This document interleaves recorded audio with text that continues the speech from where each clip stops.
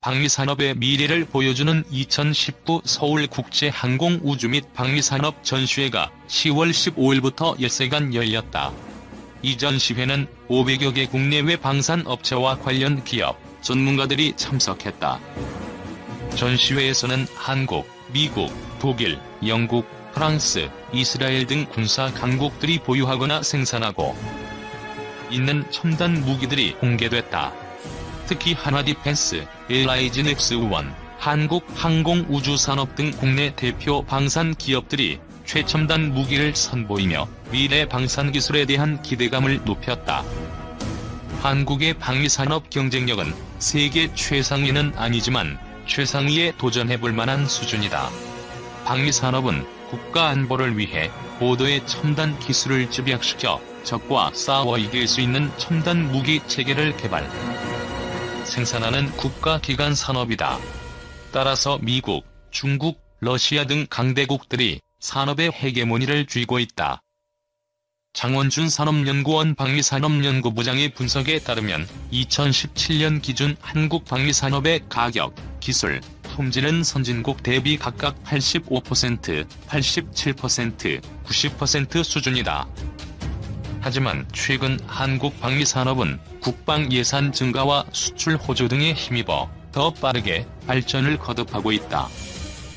2016년 기준 한국 방위산업의 생산, 수출, 고용은 각각 16조 4천억 원, 2조 2천억 원, 3만 7천여 명 수준으로 추정된다.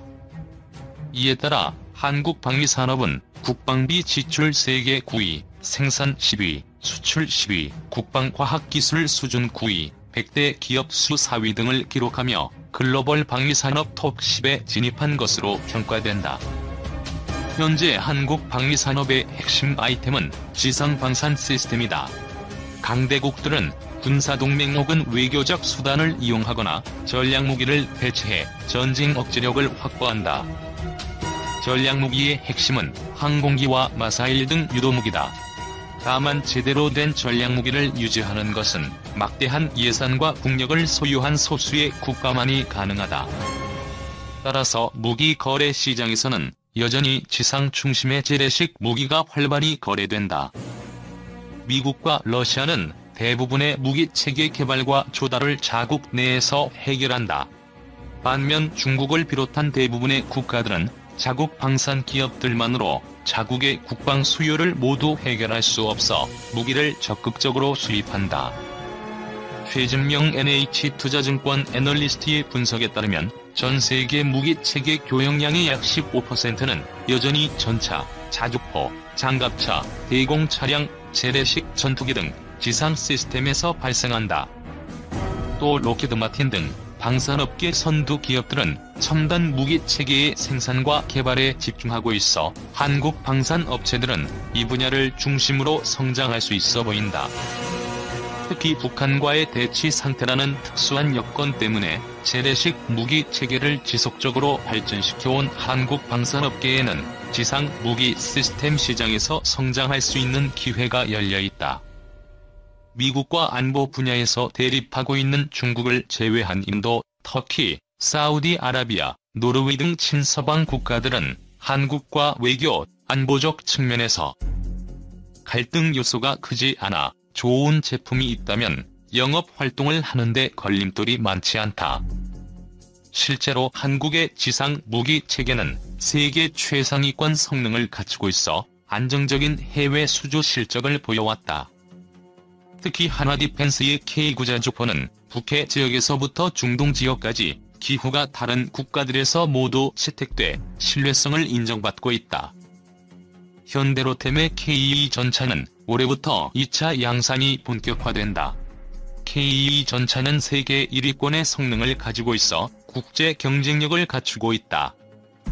유도무기와 항공무기는 상대적으로 후발주자에 속한다.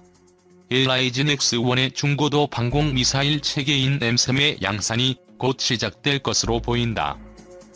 또 보병용 대전차 미사일인 현궁, 순항미사일, 현무-3 등이 양산 10년을 맞아가고 있다.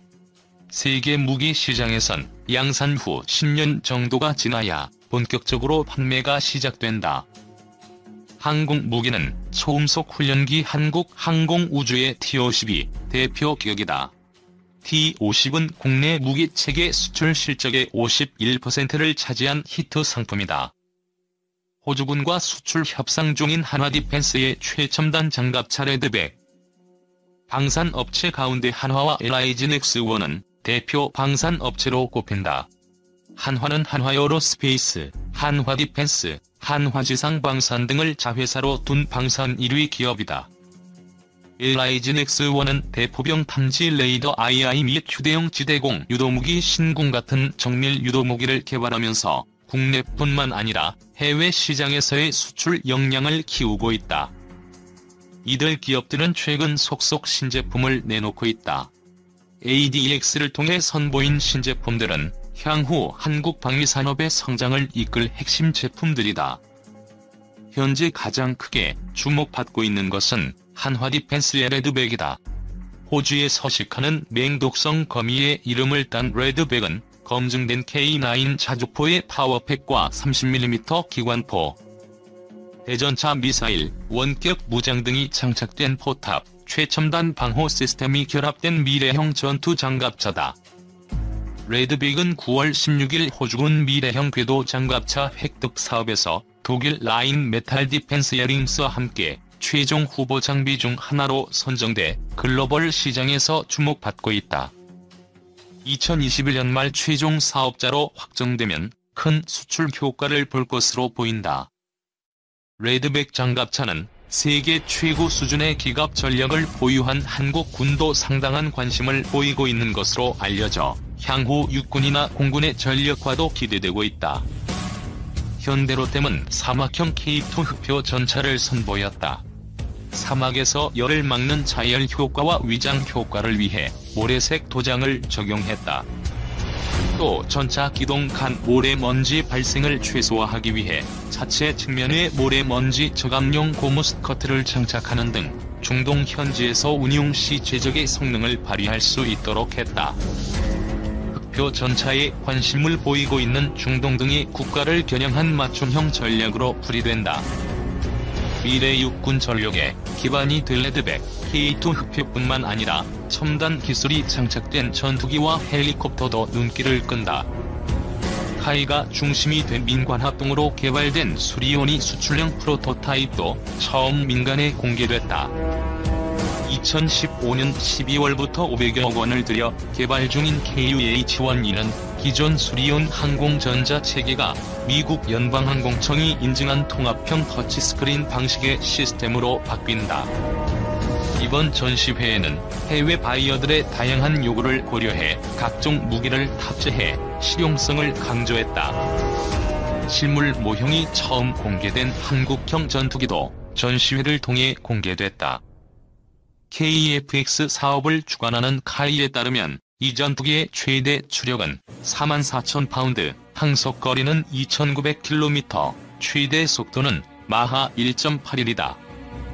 또 최대 탑재량은 7,700kg에 달하고 최대 이륙 중량은 25,600kg이다. 또한 최신 항전 장비와 능동 전자 주사식 위상 배열 레이더와 최신 센서 등을 탑재했고 고기동 성능을 갖추고 있다. 무장으로는 단거리 공대공 미사일인 독일제 아이리스-T와 중거리 공대공 미사일 미티어, 지상 정밀 폭격이 가능한 BLU-109 레이저 유도 폭탄 등의 공대지 미사일을 탑재한다. 또 현재 개발 중인 장거리 공대지 유도무기 무장도 가능하다. 군 장병들의 개인 전투력을 향상시킬 수 있는 첨단 기술과 차세대 개인 및 공용화기도 공개됐다. LIG넥스원은 국산 아이언맨의 기반이 될 근력 증강 로봇을 공개했다. 웨어러블 로봇 방식으로 5kg 정도 무게의 기기를 옷 위에 착용하면 30kg에 달하는 물건도 손쉽게 들어 올릴 수 있다. 13kg 정도의 유압 파워팩을 장착한 기기를 착용하면 더 큰 힘을 발휘할 수 있다. 실제 육군 공병부대에 시범 운용한 결과 25% 정도의 체력 부담 저하 효과를 낸 것으로 알려졌다. 근력 증강 로봇은 미래 보병 체계의 핵심 기술로 꼽힌다. 착용 로봇 기술은 향후 군수 분야뿐만 아니라 소방, 재활의료 분야, 실버 산업, 농산업 등에도 파급 효과가 클 것으로 기대된다. 현대위아는 전시회에서 81mm 박격포 1을 주력 제품으로 내세웠다. 현대위아의 81mm 박격포는 사격 지휘를 자동화한 것이 가장 큰 특징이다. 기존의 쌍완경을 이용해 표적을 수동으로 겨냥하던 방식을 자동 관측 방식으로 바꿨다. 무게를 대폭 줄이는데도 성공했다. 급변하는 전시 상황에서 첨단 소재를 이용해 무게를 기존 박격포 대비 약 20% 줄였다. 국산 소총 K 시리즈를 개발한 S&T 모티브는 38년 만에 K1A 기관단총이 후속 모델을 선보였다. 기관단총은 군대 지원화기인 경기관총과는 다른 개인화기다. 베테랑이나 시가전 등의 특수작전을 위한 용도로 개발됐다. 기존 K1A 기관단총이 노후화에 따라 개발을 시작했다. 세계적인 소총 개발의 추세에 발맞춘 모듈화가 특징이다. 총기의 각 구성품들이 독립적이라는 얘기다. 또한 K3 경기관총의 후속화기도 선보였다. K15로 명명된 이 총기는 주야간 조준장치와 통합돼 원거리 정밀집 부대 등 지역 표적을 제압할 수 있다. 미래 개인 전투체계인 워리어 플랫폼과 연동할 수도 있고 총열을 빠르게 교체할 수 있다. 개머리판은 병사의 신체 조건에 따라 길이도 조절할 수 있다. S&T 모티브가 개발 중인 신형 K 시리즈 기관단총. 이들 제품뿐만 아니라 2020년대에는 새로운 국산 무기 체계가 다수 나올 예정이다. 우선 소형 무장 헬기 사업은 2022년까지 개발을 마무리할 예정이다. 또한 LAH의 주력 무장으로 사용될 천검도 2025년 개발이 완료될 예정이다. KF-X 개발 사업은 2026년까지 진행될 예정이다. 총 개발비는 8조 원에 달한다. 한국형 사드를 목표로 하는 L-3 개발도 약 1조 원에 달하는 대규모 투자를 통해 진행되고 있다. 2020년 다량의 무기 체계가 새롭게 등장하는 만큼 국방부도 개발비를 확보하는 중이다. 국방부에 따르면 국방 예산은 앞으로 4년간 꾸준히 늘어난다. 먼저 2020년도 국방 예산은 2019년에 비해 7.4% 증가한 50조 1,527억 원으로 편성됐다. 국방 예산이 2017년 40조 3,347억 원에서 2년 반 만에 약 10조 원 증가한 것이다. 50조 원이 넘는 국방 예산이 잡힌 것은 처음이다. 이번 국방 예산 중에선 방위력 개선비가 대폭 증액됐다. 방위력 개선비는 2019년에 비해 8.6% 증가한 16조 6,915억 원으로 편성됐다. 방위력 개선비 비율은 33.3%로 2006년 이후 가장 높은 수준이다. 문재인 정부 출범 후 이번 국방 예산을 포함한 방위력 개선비 평균 증가율은 11.0%다. 전문가들은 향후 방위산업의 경쟁력을 키우기 위해서는 4차 산업혁명 핵심 기술을 적극 활용할 필요가 있다고 조언했다. 장원준 부장은 인공지능, 드론, 로봇 등 신기술을 국방 분야에 적용하기 위해 민군기술협력사업 내 4차 산업혁명 기술 시범 운용 사업을 적극 확대해야 한다고 주장했다. 현재 방위사업청을 중심으로 민군 적용 기술 사업인 로봇 분야 시범 운용 사업을 진행 중이고 무인 수상정 등의 운용 개념과 실용화를 준비 중이다. 장 부장은 또 핵심 부품 기술을 중심으로 국산화를 위한 R&D 투자를 집중해야 한다고 말했다. 그는 일본은 꾸준한 국산화 전략을 펼쳐 F-35와 이지스 방어 체계 등 최첨단 분야를 제외하고 90% 이상 국산화했다며 지금이라도 항법 장비, 피아식별 장비 등의 핵심 구성품과 부품에 대한 정부 주도의 집중 투자와 중장기적 개발 노력을 강화해야 한다고 강조했다. 한국에서 본격적인 우주 개발이 시작된 것은 2000년대 들어서다. 이전에 우주 개발을 반대해온 미국이 2001년 MTCR 가입에 동의했다. 2002년에 도입이 결정된 KSLV-1 나로우는 러시아의 액체 로켓 엔진을 채용하고 있었다. 러시아 흐르니체프사는 발사체 비용으로 처음 9억 달러를 요구했지만 2004년 2억 1천만 달러로 가격을 내림으로써 기술 협력이 이루어졌다.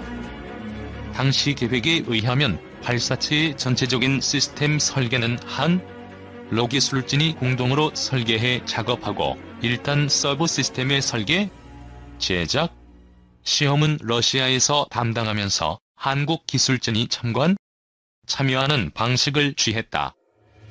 2단의 경우에는 러시아의 기술 지원 및 설계 검토를 받아 한국에서 설계 및 제작을 수행키로 했다.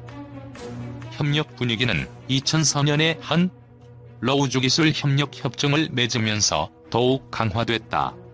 그러나 러시아 의회에서 기술 유출 방지를 의결하는 등 우주강국의 길은 순탄치 않았다. 우여곡절 끝에 2006년 한러 우주기술 보호협정이 체결되었지만 러시아 측에서 비준이 늦어지면서 발사 시기가 2008년 12월로 연기됐고 2009년 3월에는 성능시험 항목을 추가하면서 2009년 7월 30일로 연기됐다. 2009년 7월에는 러시아 측에서 1단 연소시험 일정을 변경하면서 발사 예정일이 2009년 8월 11일로 연기되었고 2009년 8월 5일에는 러시아 측에서 1단 연소시험에서 나온 데이터에 이상한 점이 발견되었다는 이유를 들어 2009년 8월 19일로 또 발사 예정일을 미루게 되었다. 그렇게 해서 2009년 8월 19일 첫 발사 시도를 했지만 발사에 실패하고 2010년 6월 10일 2차 발사에도 실패하면서 한때 전국적인 비난을 듣기도 했다. 다행히 마지막으로 이루어진 2013년 1월 30일 3차 발사에서 성공을 거두게 된다. 이후 한국은 우주강대국들의 외면 속에 해외 기술의 도움 없이 독자적인 노력을 계속해왔다. 이번 액체 로켓 엔진 개발은 한국 우주기술의 자랑스러운 이정표가 될 것으로 보인다. 물리 법칙계는 나사 우주엔진 실험 성공에 과학계 반신반의 미국 항공우주국 연구진이 추진체를 사용하지 않고 엔진 내부의 마이크로파 조작만으로 추진력을 얻는 새로운 우주선 엔진 실험에 성공했다고 밝혀 파문이 일고 있다. 4일 미국 IT 전문 매체 더버지와 영국 인디펜던트 등의 보도에 따르면 텍사스주 휴스턴의 나사 이글웍스 연구팀이 연료 없이 전자기파 조작만으로 추진력을 만드는 칸나의 엔진을 제작, 추진력을 얻는 데 성공했다. 연구진은 지난주 오하이오주 클리블랜드에서 열린 한 추진체 학술회의에 참가, 칸나의 엔진 실험에서 30에서 50 마이크로뉴턴의 추진력을 만들어냈다고 밝혔다. 30에서 50 마이크로뉴턴은 작은 깃털을 들어 올릴 수 있는 정도의 약한 힘이다. 칸나의 엔진은 미국 과학자 귀도 페타가 설립한 칸나회사가 개발한 전자기파 엔진으로 전기를 이용해 마이크로파를 만든 뒤 이를 특수한 형태로 제작한 엔진 내부에 충돌시켜 추진력을 얻게 돼 있다. 마이크로파를 우주선 추진에 활용하는 것은 새로운 개념은 아니다. 이는 전자기파도 압력이 있다는 것을 토대로 한 것으로 현재 태양에서 방출되는 전자를 띤 입자의 흐름인 태양풍을 이용하는 돛담배 형식의 우주선이 연구되고 있다. 문제는 이 엔진이 연료를 태워 작용 반작용에 따라 추진력을 얻는 기존 추진체 방식으론 설명이 안 되는 데다 에너지 보존 법칙과 함께 자연계를 지배하는 가장 기본적인 물리 법칙의 하나인 운동량 보존 법칙에 어긋난다는 점이다. 운동량 보존 법칙에 따르면 어떤 물체 외부에 힘이 작용하지 않는 한 내부에서 어떤 변화가 있어도 그 물체의 운동 상태는 변할 수 없다. 즉 하나의 엔진 내부에서 마이크로파가 어떤 작용을 하든 엔진 자체를 움직일 수는 없는 것이다. 이 연구를 접한 과학계는 실험 결과가 사실이라면 인공위성이나 탐사선 등에 연료를 실을 필요가 없어 발사 비용을 크게 줄일 수 있는 등 우주 탐사, 개발에 획기적인 변화를 가져올 수 있지만 이를 얼마나 신뢰할 수 있는지는 더 지켜봐야 한다며 신중한 입장을 보이고 있다. 일부는 상원핵융합 등 과거 과학 사기 사례를 거론하며 신뢰할 수 없다는 의견을 내놓고 있으며 일부에서는 나사 연구진이 실험하고 이를 학술회의에서 발표했다는 점에서 무작정 무시할 수 없다는 입장을 보이고 있다.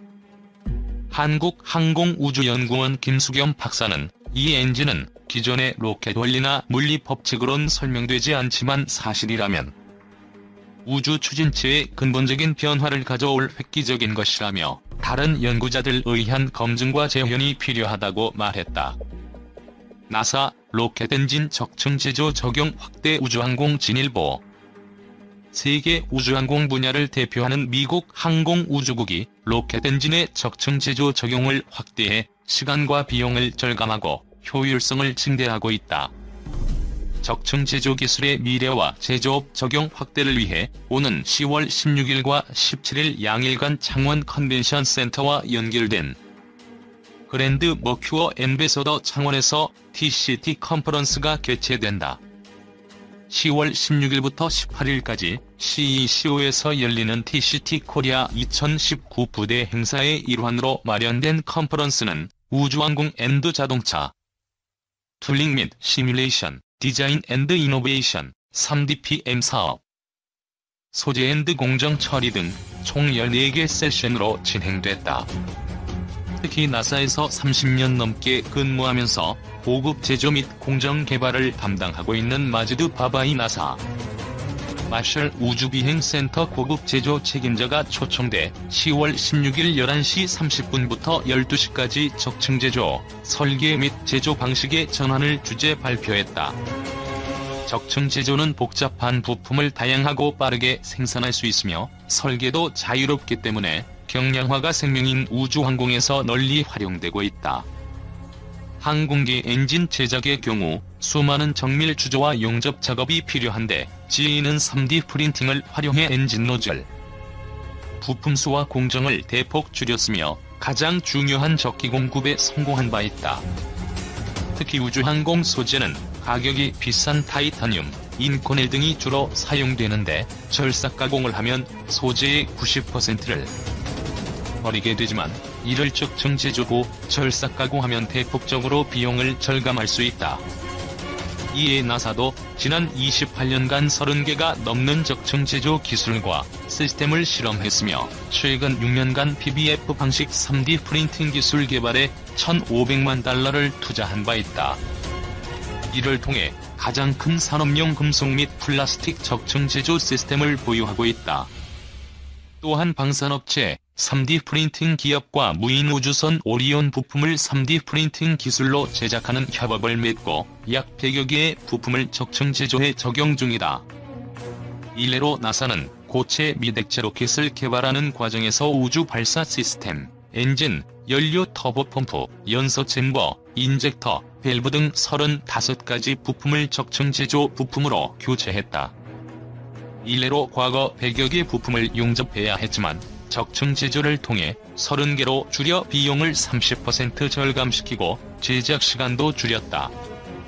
최근 2년 반 동안에는 150개의 로켓 엔진 부품과 다양한 구조 부품 제조에 적층 제조를 적용했다. 마지드 바바이 책임자는 나사는 고체 미대체 로켓에서 적층 제조를 적용해 상당한 발전을 이루었고 AEM 기술이 더욱 발전하면서 가격과 재고, 비용 절감 효과가 있다며 그러나 적층 제조 합금 개발에는 500만 달러에 달하는 투자가 필요하며 품질 문제 해결이 과제로 남아있고 AEM은 모든 것에 적합한 솔루션이 아니기 때문에 적합한 플리케이션을 발굴하는데 적극 노력해야 한다고 밝혔다.